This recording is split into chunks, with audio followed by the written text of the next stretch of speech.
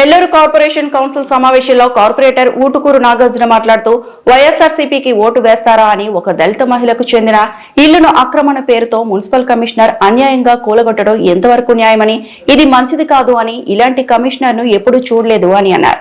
ఇక్కడ నేను అంటే మిమ్మల్ని ఇదించడానికి లేకపోతే మీ మాట చెప్పడానికి కాదు అధ్యక్ష, ఈ కార్పొరేషన్ సమావేశాలు కావచ్చు లేకపోతే ఈ కార్పొరేషన్లో ఉన్నటువంటి ఈ నిర్వహించే అధికారులందరూ కూడా ఒక విషయం తెలియజేయాలి అధ్యక్ష.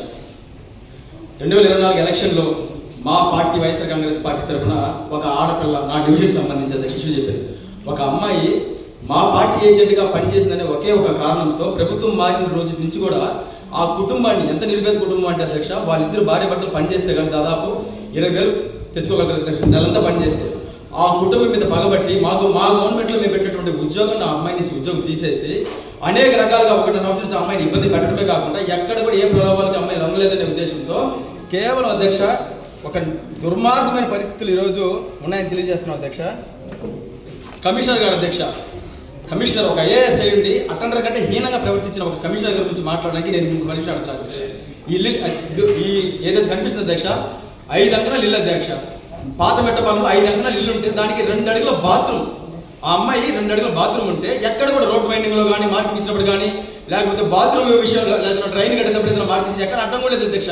కేవలం దుర్మార్గంగా ఇంట్లో ఎవరు లేని టైంలో ఒక ఆడపిల్ల ఉండే పరిస్థితులు పోయేసి పోలీసుల్ని వాళ్ళ అధికారులు పంపించి దుర్మార్గంగా ఇది పాల్గొంటారు అధ్యక్ష. దేనికి చేశారనే దానికి ఒక సమాధానం చెప్పండి. ఎందుకంటే అధ్యక్ష మహామహాంతులో పనిచేశారు ఇక్కడ, మహామహాంతులు ఈ కమిషన్ ఆకర్షించి దిగుపడలేదు అధ్యక్ష. ఒక సమాధానం దీనికి అంటే ఎందుకు చేశారు, వాళ్ళు చేసిన దానికి వాళ్ళకి ఏమి చేయాలి ఒక మాట చెప్పండి, నిలబడగా ఉంటారు అధ్యక్ష.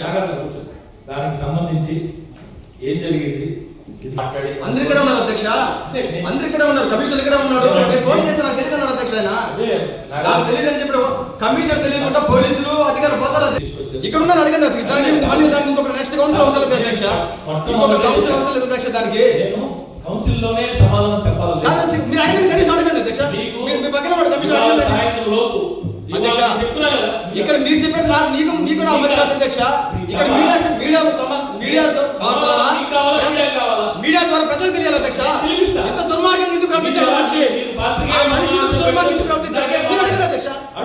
ఒక మాట అడగండి, మీరు నేను మాట్లాడకూడదు కాదు అధ్యక్ష. ఆయన అడగండి, ఇక్కడ అడగండి, ఇప్పుడే ఉంది కమిషనర్ అడగండి అధ్యక్ష. అధ్యక్ష మీరు చెప్పే అధ్యక్ష ఒక మాట అడిగి సమాధానం తెప్పించుకొని సమాధానం కావచ్చు అధ్యక్ష. ఆయన ఒక కుటుంబం చెప్తానని చెప్పా కూర్చో మీరు నేను మాట్లాడు కాదు అధ్యక్ష. ఒక మాట